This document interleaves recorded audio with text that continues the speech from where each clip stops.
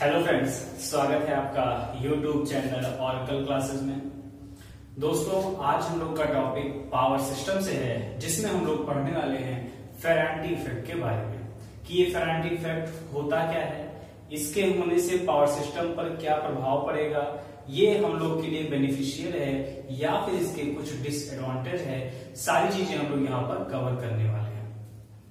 तो सबसे पहले हम लोग को ये मालूम होना चाहिए कि इंडिया में जो पावर सिस्टम है, यानी पावर जो जनरेट की जा रही है, इलेक्ट्रिकल पावर, उसको ट्रांसमिट करने के लिए हम लोग ओवरहेड सिस्टम को प्रेफर कर रहे हैं। ठीक, और इंडिया में जो सबसे मैक्सिमम वोल्टेज है ट्रांसमिट करने के लिए वो है कितना, 765 केवी। ये क्वेश्चन कई बार ऑब्जेक्टिव के एग्जाम में पूछा जा चुका है। तो ये जो 765 केवी का वोल्टेज है, हम लोग स्टेप अप यहाँ तक करने वाले हैं। ठीक, तो हम लोगों ने इसके अकॉर्डिंग ट्रांसमिशन लाइनों को 3 भाग में क्लासिफाई किया था। उसमें हम लोगों ने देखा था कि ट्रांसमिशन लाइन 3 प्रकार की होगी: short transmission line, medium transmission line और long transmission line. Transmission line 3 प्रकार की हो गई थी। तो ये ट्रांसमिशन लाइनों को शॉर्ट, मीडियम और लॉन्ग के टर्म में बांटा गया। ये इसकी डिस्टेंस के अकॉर्डिंग, इसके पैरामीटर के अकॉर्डिंग और इसमें वोल्टेज लेवल के अकॉर्डिंग बांटा गया था। तो उसमें हम लोगों ने देखा था पैरामीटर में कि जो शॉर्ट ट्रांसमिशन लाइन है, इसमें केवल 2 पैरामीटर, दैट्स मीन रेजिस्टेंस और इंडक्टेंस केवल प्रेजेंट रहने वाले हैं, जबकि मीडियम और लॉन्ग ट्रांसमिशन लाइन में कैपेसिटेंस भी आ जाता है। ठीक, लॉन्ग में कंडक्टेंस भी होता है, लेकिन हम लोग यहाँ फेरांटी इफेक्ट पढ़ने वाले इसलिए कैपेसिटेंस को ही ध्यान में रखेंगे। तो मीडियम और लॉन्ग ट्रांसमिशन लाइन में अगर कैपेसिटेंस की वैल्यू प्रेजेंट रहने वाली है तो हम लोग को एक फिनोमिना देखने को मिलेगा जिसका नाम दिया गया फेरांटी इफेक्ट। तो चलिए देखते हैं इसके बारे में होता क्या है। तो अगर हम लोग ने देखा कि जो शॉर्ट ट्रांसमिशन लाइन है वहां पे वोल्टेज कम है, वोल्टेज कम होने के कारण से वहां पर जो कैपेसिटर बन रहा था लेकिन उसका मैग्नीट्यूड क्या था, बहुत ही कम था। इसीलिए शॉर्ट ट्रांसमिशन लाइन में जो कैपेसिटेंस है उसकी वैल्यू को हम लोग निगलेक्ट कर देते हैं। लेकिन जो मीडियम और लॉन्ग ट्रांसमिशन लाइन है उसमें हम लोग ऐसा नहीं कर पाते हैं, क्योंकि वहां वोल्टेज क्या होता है, ज्यादा। और हम लोग को ये मालूम होना चाहिए कि जब भी कोई दो चार्ज किसी डाइलेक्ट्रिक मीडियम यानी किसी परावैद्युत माध्यम से अलग होंगे तो ये फिनोमिना कैपेसिटर कहलाएगा, यानी यहाँ पर संधारित्र का निर्माण हो जाएगा। और जहां पर कैपेसिटर बनेगा उसके अंदर एक प्रॉपर्टी आ जाएगी धारिता की, यानी कैपेसिटेंस की। कैपेसिटेंस का मात्रा क्या होता है, फैरेड। ठीक, जबकि ट्रांसमिशन लाइन में अगर बात करेंगे तो हम लोग इसको फैरेड पर किलोमीटर या फैरेड पर मीटर में मापेंगे। तो जब मीडियम या लॉन्ग ट्रांसमिशन लाइन देखी गई तो उसमें कैपेसिटेंस का इफेक्ट भी था, क्योंकि वोल्टेज क्या था वहां पे, ज्यादा था।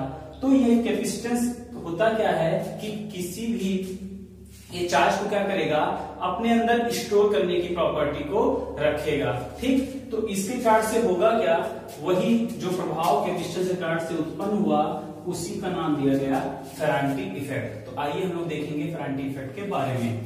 तो अगर ये हम लोग की कोई ट्रांसमिशन लाइन जा रही है, ठीक, मान लेते हैं ये अर्थ है, ये हम लोग की पृथ्वी है, ऊपर से हम लोग की ट्रांसमिशन लाइन जा रही है।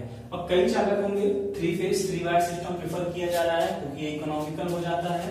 तो यहाँ पर जो ये कंडक्टर्स हैं इनके बीच में कैपेसिटेंस बनेगा, और ये जो कंडक्टर और अर्थ है, ये जो अर्थ, ये हम लोग की पृथ्वी है, अर्थ, ठीक, ये कंडक्टर्स हैं, इसके बीच में भी क्या बनेगा, कैपेसिटेंस। यहां भी कैपेसिटेंस, इसके बीच भी कैपेसिटेंस और इसके बीच में कैपेसिटेंस क्या है, निर्मित हो रहा है, निर्माण हो रहा है।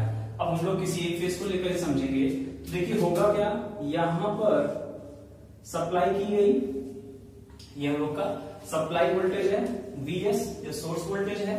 जब सप्लाई जाएगी तो लोड एंड पर हम लोगों को मिलेगा क्या, Vr यानी रिसीविंग एंड का वोल्टेज।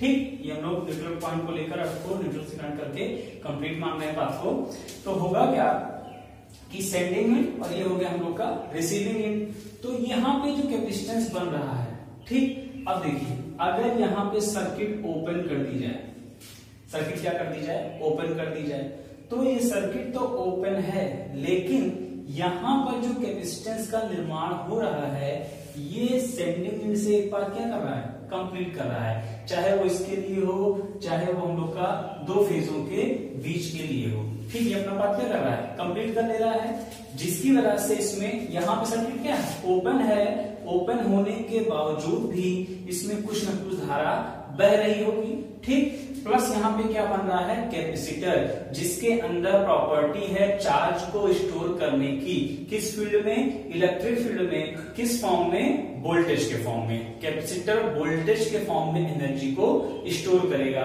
तो यहाँ पर कुछ एनर्जी क्या है, स्टोर हो गई वोल्टेज के फॉर्म में। फिर हम लोग यहाँ वोल्टेज तो सेंड कर रहे हैं, लेकिन लाइन में क्या वोल्टेज ड्रॉप हो रहा है बहुत ज्यादा, नहीं, क्योंकि लोड क्या है, ओपन है, सर्किट क्या है, ओपन है, यदि धारा का मान क्या होगा, कम होगा। तो इस लाइन में जो भी वोल्टेज ड्रॉप, और एसी सर्किट में वोल्टेज ड्रॉप क्या होगा, I इंटू जेड, इसकी वैल्यू क्या होगी, कम रही होगी, क्योंकि धारा अभी क्या है, नहीं बह रही है, केवल ये पाथ जो कंप्लीट है कैपेसिटर के कारण यहां से या फिर यहां से, इसकी वजह से धारा क्या हो रही है, फ्लो हो रही है। ये तो थी नो लोड की कंडीशन। अगर मान लेते हैं कि इस पे हम लोग लोड लगाए हैं, स्विच क्लोज है, लेकिन जो लोड है वो बहुत ही कम है, दैट्स मीन लाइटली लोड की कंडीशन है, धारा का मान क्या होगा, लोड कम, धारा का मान भी क्या होगा, कम होगा। तो उस कंडीशन में भी हमको ये देखने को मिलेगा कि ये जो वोल्टेज ड्रॉप है ये क्या हो रहा है, कम हो रहा है। तो यहां से तो वोल्टेज चला 100 वोल्ट और ड्रॉप भी क्या हो रहा है, कम हो रहा है, यानी इस सेंडिंग एंड के वोल्टेज का मैक्सिमम भाग हमको रिसीविंग एंड पर मिलने वाला है। लेकिन यहाँ पर क्या हो रहा है, कैपेसिटेंस का निर्माण हो रहा है, जिसका मैग्नीट्यूड भी क्या है, ज्यादा है, क्योंकि ये आपका मीडियम ट्रांसमिशन लाइन है या फिर लॉन्ग ट्रांसमिशन लाइन हो सकती है। तो इस कैपेसिटेंस के वोल्टेज के कारण प्लस लाइटली लोड या फिर नो लोड पर होने के कारण जो वोल्टेज ड्रॉप भी कम हो रहा है, इसकी वजह से हमको मिलेगा क्या, सेंडिंग एंड का जो वोल्टेज है इसका मान कम मिलेगा, जबकि रिसीविंग एंड पे वोल्टेज का मान ज्यादा मिलेगा, ठीक। सेंडिंग एंड पे कम, रिसीविंग एंड पे ज्यादा, ये हमेशा नहीं मिलने वाला है, कंडीशंस आपको बताई गई। क्या कंडीशन, फर्स्ट है कि लोड ना हो, यानी निर्भार की अवस्था में हो, नो लोड की कंडीशन में हो, या फिर क्या हो, लाइटली लोडेड हो, भार क्या हो, बहुत ही कम हो। जब पूरा भार लगा दिया जाएगा तब ये घटना नहीं होने वाली है, ठीक। नो लोड या फिर लाइटली लोड की कंडीशन थी, तो ये जो ड्रॉप है ये क्या होगा, कम होगा। अगर ड्रॉप कम है तो यहां से जो वोल्टेज ड्रा रहा होगा उसका मैक्सिमम भाग हमको रिसीविंग एंड पर मिल जाएगा। तो इसके कारण से होगा क्या कि यहाँ कैपेसिटेंस ही बन रहा है, तो इन सब वजह से मिलाकर सेंडिंग एंड की तुलना में रिसीविंग एंड पर वोल्टेज क्या होगा, ज्यादा प्राप्त होने लगेगा।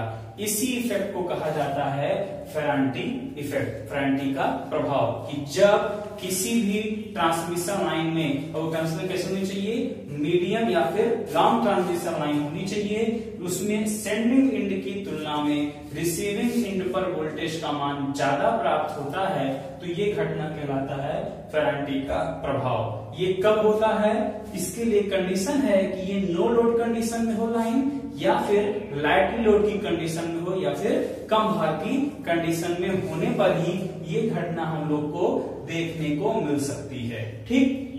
मेन रीजन क्या था यहाँ पर, एक तो लोड कम हुआ, साथ ही साथ अगर लाइन में कैपेसिटेंस का निर्माण नहीं होता तो यहाँ पर फेरांटी इफेक्ट हमको देखने के लिए नहीं मिलता। इसी वजह से शॉर्ट ट्रांसमिशन लाइन में फेरांटी इफेक्ट का प्रभाव नगण्य होता है, मतलब निग्लेबल हो जाता है, ठीक। तो ये कंडीशन से याद रखिएगा, नो लोड या फिर लाइटली लोड की कंडीशन में sending and come, receiving end ज्यादा मिलेगा, तो ये कंडीशन कहलाएगी फेरांटी इफेक्ट को, ठीक है। अब देखेंगे कि इसको हम खत्म कैसे करेंगे, ठीक। देखिए फेरांटी इफेक्ट को खत्म कैसे किया जाएगा।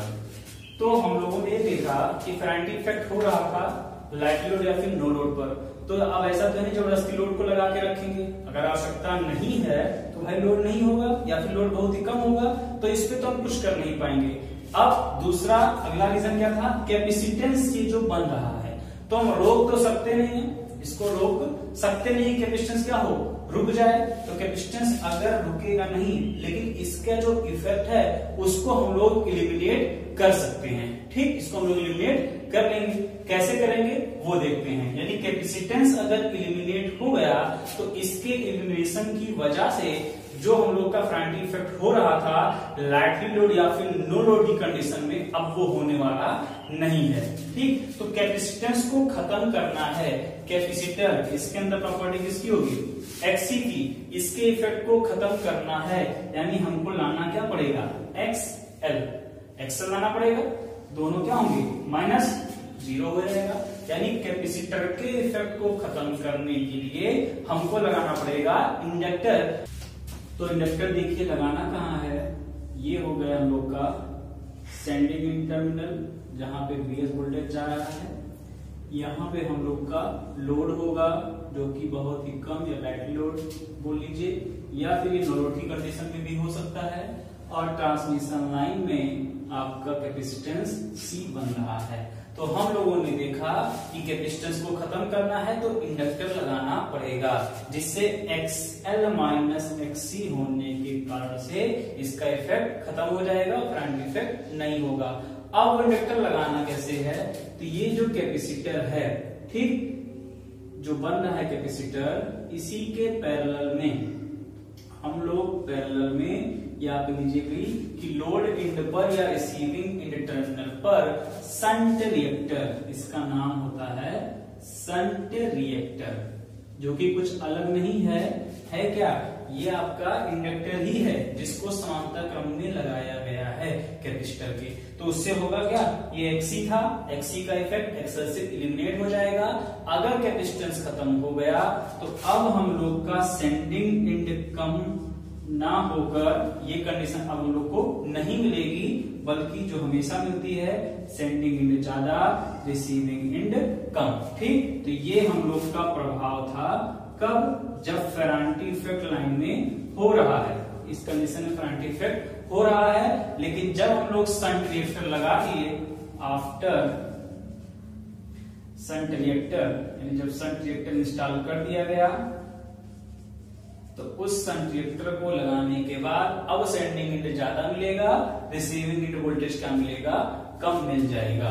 तो ये मेथड था फेरांटी इफेक्ट को खत्म करने के लिए। अब बात आई खत्म ही क्यों किया गया, अच्छी बात है कि वोल्टेज हम लोग को ज्यादा मिल रहा है, तो नहीं, अच्छी बात नहीं है। सपोज दैट लोड लगा है, 4 घर का लोड मान लेते हैं, अब 3 घर में लोगों ने लोड कम कर दिया, तो अगर फेरांटी इफेक्ट हो गया, बाई चांस फेरांटी इफेक्ट हो गया, तो वोल्टेज कम लगेगा, निर्धारित जितना था उससे भी ज्यादा मिलने लगेगा। तो जो भी डिवाइसेस या फिर अप्लायंसेस लगे हुए थे सप्लाई से, वो सारे के सारे खराब हो सकते हैं।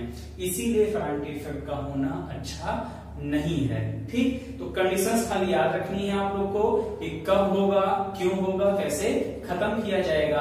और ये एडवांटेज है कि डिसएडवांटेज, तो हम लोगों ने देख लिया पढ़ के कि एडवांटेज नहीं है, इसके डिसएडवांटेज यानी हानियां हो सकती हैं। ठीक, तो आई होप ये समझ में आया होगा आपको। चलिए, धन्यवाद।